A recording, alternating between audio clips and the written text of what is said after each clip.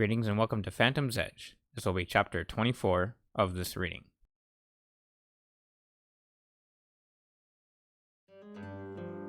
Arriving to Filey, Kyo and Jacqueline found that the Totalitarians were taking care of the city, destroying the bureaucracy soldiers and capturing any who stood against the Mostel army.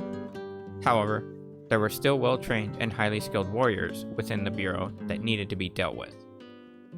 The two pirates readied their blades and went to take on the remaining soldiers side by side, flawlessly bringing down their enemies. They were good for a few minutes, but once they entered the city, they found that the Amarek military was not into taking control.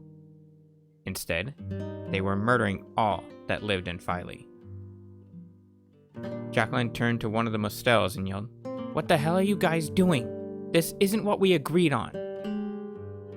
The soldier turned to the Kanai and said, "Deals off.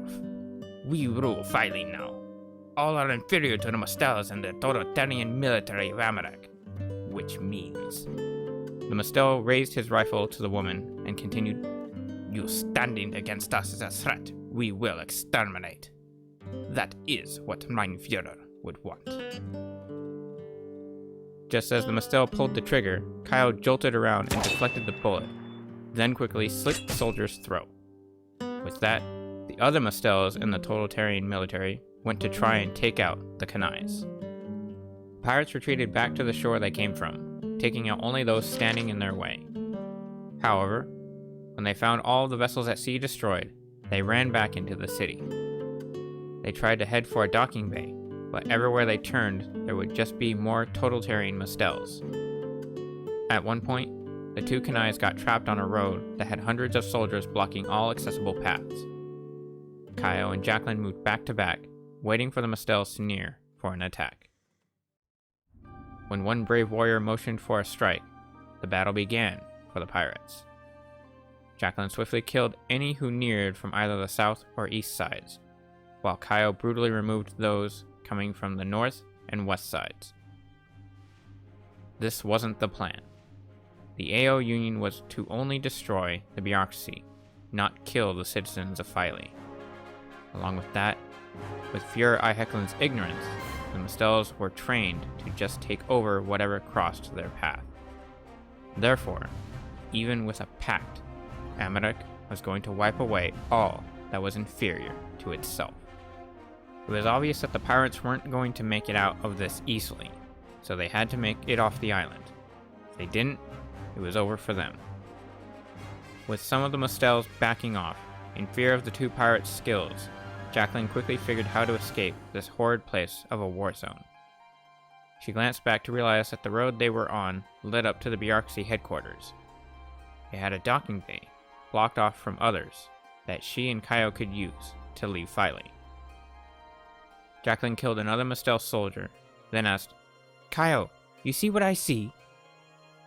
The man took down a few more warriors to the north, then glanced back at his comrade with a smile and replied, "That we can kill them all? Quite so." Jacqueline killed another Mostel, then quickly threw her blades to take out two more soldiers. She turned to slap the dual-edged demon hard upside his head, then grabbed his left wrist with her right hand. She pulled the man along, forcing him to run with her and accidentally drop his weapons, while they went up the north passage towards the headquarters. The totalitarians chased the Kanais up to the building, where they all stopped when an unknown explosion went off. They all looked up to find a fireball burst out from a high-up room, which made the woman realize something. Jacqueline stared up at where the explosion came from and said, "That was Fleet Admiral Priest's quarters." Kyo turned as he motioned to grasp Kente in his hands, aiming at those following and shot them. He missed, of course, but as he tried to take another shot, the rifle jammed. Completely unable to fight back, the man pulled his love along to continue onward towards the building and said, "Then his ship's ours." The two Kanais busted into headquarters, then quickly slammed the doors shut behind them. Figuring the weapon now useless, Kyo jammed Kente into the door's handles to brace it and keep them from opening.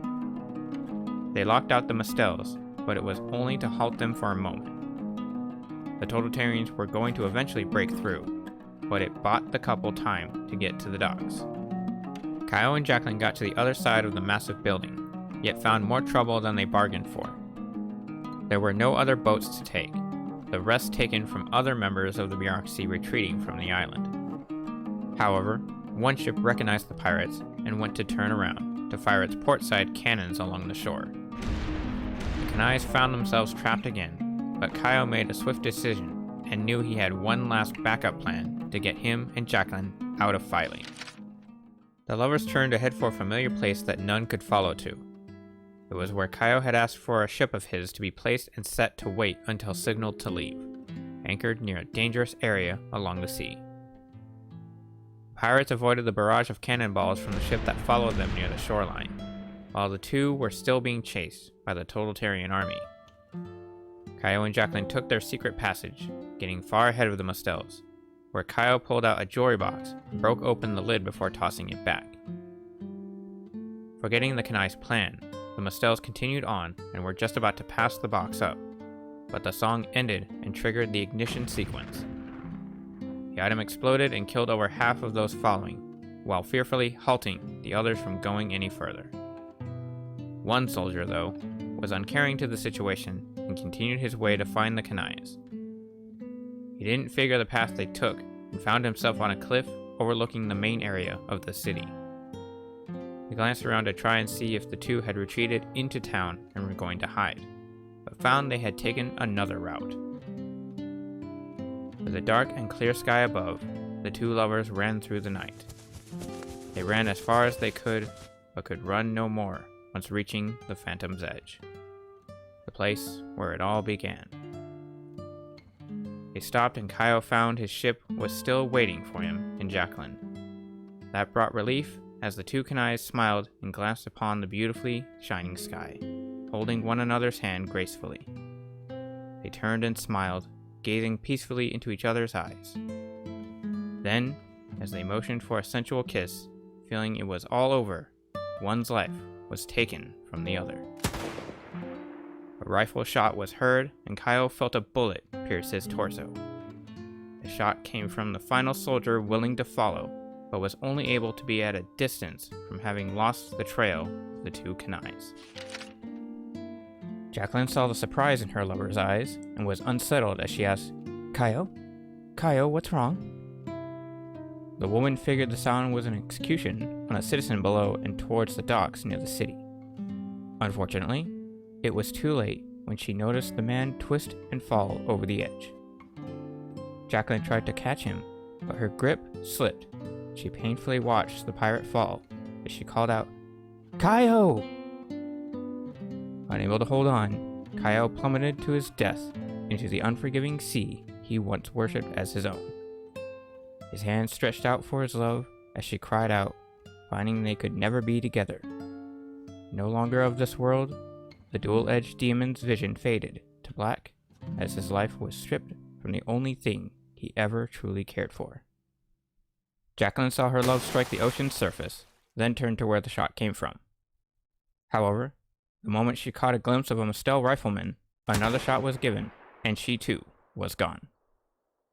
Jacqueline fell from the Phantom's Edge and into the jagged rocks hidden underneath the ocean's surface. Yet she didn't leave without saying goodbye. Just as she was falling, Jacqueline made one last attempt at something as she reached into her pants pocket. She tossed up an item to have it stay atop the ridge, knowing full well the totalitarian army would investigate what it was. A soldier went to check if the woman was dead, peeking over to find her body no more. He then glanced at the item she threw up, it being a jewelry box. Though the leaders were informed of these new items, the subordinates were not. The warrior picked up the box and opened it, finding it had a gentle tune. He also saw a silver necklace inside that had slight water damage to it, with a 2-inch big onyx stone and a 1/2-inch diamond in the center attached to it. He wondered as to why this item was so important, but first found an etching on the inside bottom of the box. Strangely, it was not the same as the others. Just before the song was over, the Mustel read the note and found it said, "Traitor." With one last explosion, both the totalitarians and the bureaucracy were finished. There was no one left to carry on the will of the Führer, and no strong leader to become fleet admiral. In fact, the last pirate ship went to take course in destroying the last 2 Bureau vessels, yet self-destructed after taking too much damage and for being commandeered by other bureaucracy soldiers.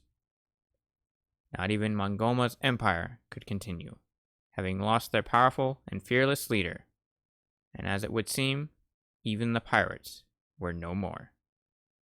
Kao had a strange feeling he was going to lose, knowing how Hecklin was and how the Mustels would stop at nothing to have what they wanted. Even though he threw away the necklace he once gave to Jacqueline, it was retrieved by James and Rita, who saw the item fall into the ocean while docked at shore. The two came to give the item to Jacqueline, who also at the same time received one of the makeshift bombs that Kaio had created.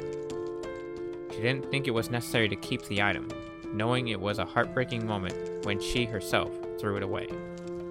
So, instead of keeping it, she placed it in the jewelry box to wait for its detonation. Vitagrass was prepared to face his brother, yet also was ready to die for what he believed. Brady did so as well, but thought he would see it come true rather than make it so. Filey fell apart when the bureaucracy was no longer in control, becoming a democratic union and forming allies with the other democratic parties. The Empire of Mongoma was standing independent, as it should, led by the Empress herself, until another was more worthy. With the fall of their leader and no one able to stand in, Amadak was taken over by anarchy. Those who now live on it wish not to find any means to leave for another world to roam. Along with that, the Mustels of the Isle were treated lower than dirt once amongst other lands, looked as less than the Perseoni and the Rodania.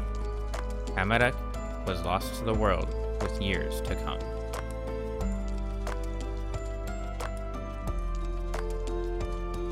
This concludes the reading of Chapter 24. Thank you all for watching and listening. If you like what you've seen and heard, be sure to check out my other 2 novels, Lore of the Endowment and Ryu the Demon Slayer. Link will be in the description below. Other than that, stay safe, take care, and we'll see you again next week, reading the final chapter, Chapter 25.